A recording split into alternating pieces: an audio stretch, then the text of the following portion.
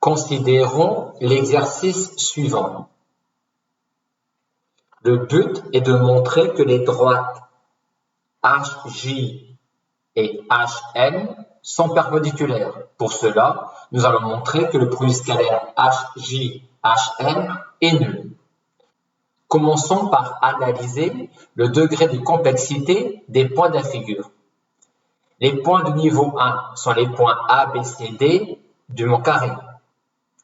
Ensuite, à partir des points A, B, C, D, je peux construire le point I, le point J. Donc, I et J sont les points de niveau 2 de la figure. Et ensuite, je peux construire les points M et H, qui sont donc les points de niveau 3 de la figure. Et comme toujours, l'idée est, au fur et à mesure, de se débarrasser des points de niveau 3, voire de niveau 2, pour éventuellement terminer qu'avec des points de niveau 1. Donc, on souhaite ici calculer le produit scalaire HJ/HM.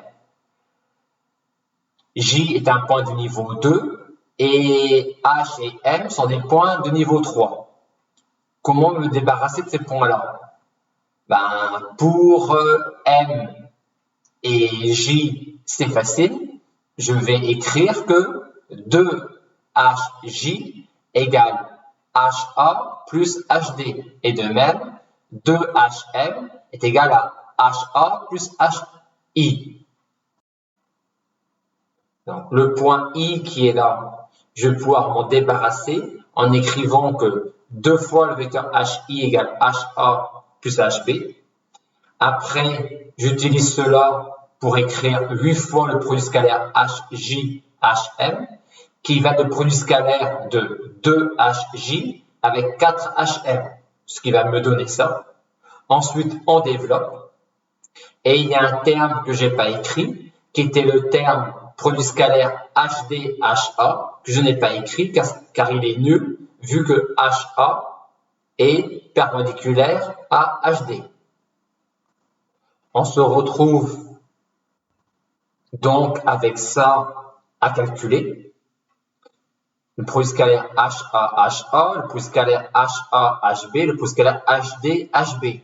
Et on se rend compte que maintenant, le milieu M et le milieu J,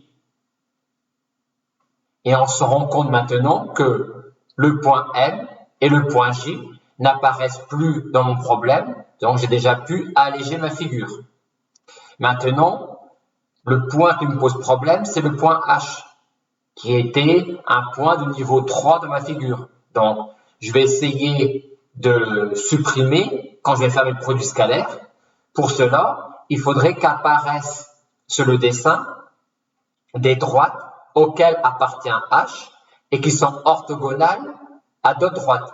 Et c'est bien le cas. Et donc, je vais commencer par le produit scalaire HA/HB.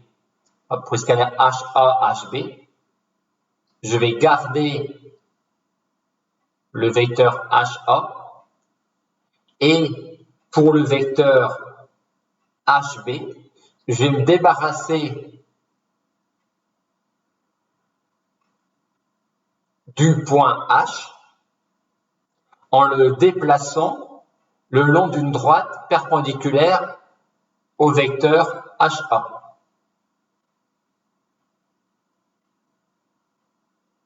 Et donc, je peux amener mon point H en I ou en D. Je vais l'écrire. Donc, j'ai produit scalaire HA/HB qui est égal au produit scalaire de HA avec IB. Donc là, j'ai envoyé H en I ou au produit scalaire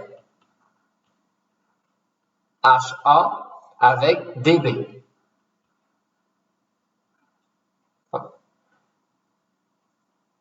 Maintenant, voyons pour le produit scalaire HD/HB.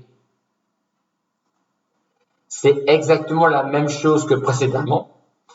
Je vais garder le vecteur HD et dans le vecteur HB, je vais remplacer H en le déplaçant le long d'une droite perpendiculaire à mon vecteur HD. Et ainsi, je pourrais remplacer H par A dans le produit scalaire qui est là. Et donc, je le fais. Et dans le vecteur HB, je remplace A, H par A. Maintenant, voyons pour le produit scalaire HA, HA. Donc, on utilise toujours le même principe. Hop, je vais garder le premier vecteur HA.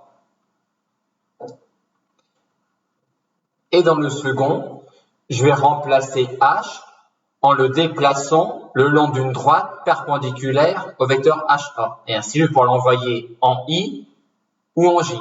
Donc, ici, je vais mettre IA. Et je peux aussi mettre DA.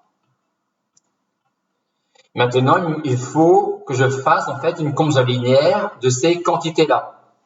Et quand je regarde les différentes expressions que j'ai écrites, je me rends compte que je peux avoir AB en facteur dans chacun de ces produits scalaires-là. Puisque IA est égal à 1 demi de BA et que IB égale 1 demi de AB. Donc, si je prends ces trois expressions-là, et si je les additionne dans ce calcul-là, je pourrais écrire le résultat en mettant le vecteur AB en facteur. Ce qui nous donne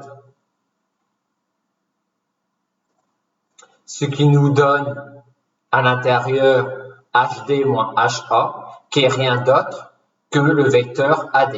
Et donc, on obtient finalement que 8 fois le produit scalaire HJHM est égal au produit scalaire du vecteur AB avec le vecteur AD.